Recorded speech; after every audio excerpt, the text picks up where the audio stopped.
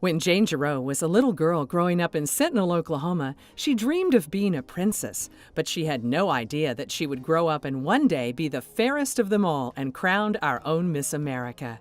Jane Ann Jayroe was born October 30th, 1946, to Pete and Helen Jayroe. Pete was a basketball coach and her mother was a school teacher. Jane describes herself as a child. Very shy, very shy. My mother and my sister did all the talking for me. I played by myself a lot because there weren't other children in the neighborhood. And that's probably one reason I was so bonded to my mother.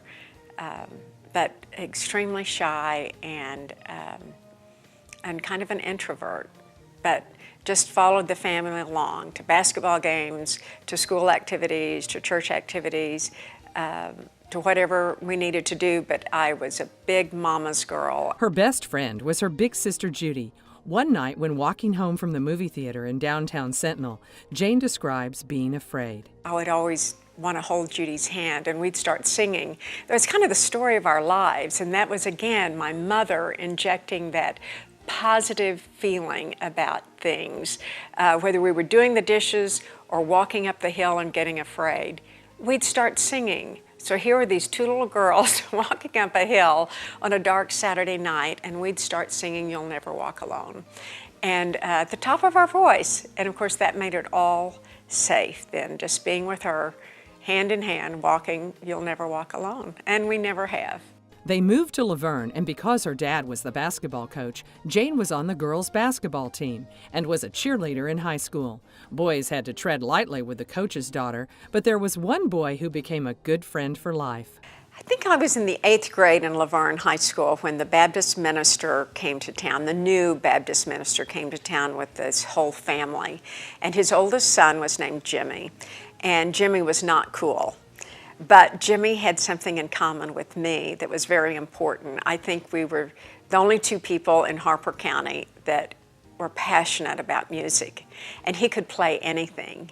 And he made up songs, and we just had a terrific friendship. At the age of 19, of course, Miss America happened to me. At the age of 19 for Jimmy, he was on top of the world as one of the genius composers of that year. And I think we were both extremely surprised. Jane never thought she would actually win Miss America. Oh, there she is, Miss America. There she is, your eyes. Jane floated through that next year, traveling all over the world. Then it was back to OCU to graduate and become a bride in 1969. Kismet for a Miss America, her son Tyler was born July 4th, 1976.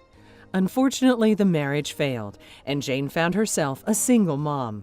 Opportunity knocked, and she landed a co-anchor job at KOCO-TV, where she quickly learned the ropes, propelling her into an anchor job in Dallas. But homesick, she returned to Oklahoma City television. She retired from television after 17 years and met her Prince Charming Gerald Gamble in 1990. They were married in 94 at Church of the Servant and have lived happily since then. She became Cabinet Secretary of Tourism under Frank Keating, authored 2 books, More Grace Than Glamour, and 40 Days of Devotion, with proceeds going to the OCU Scholarship Fund. What does she say about the future? The future is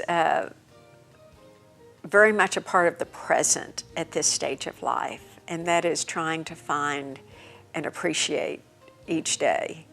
And I think having had cancer enters into that, the gift of the present, spiritual development, growing as a Christian, but the appreciation of life, of loving others and being loved, of the joy of music and the beauty of nature, those things that we rush by early on in life, and taking time to really fully appreciate that. Lives are shaped by random events. Who knew that winning a contest would propel Jane into this life?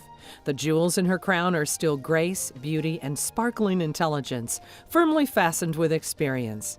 This incredibly kind and genuine woman of faith deeply loves her family, friends, her college, and community, which is why Jane Jayroe is this year's recipient of the Oklahoma City University's Minder School of Business Outstanding Achievement Award.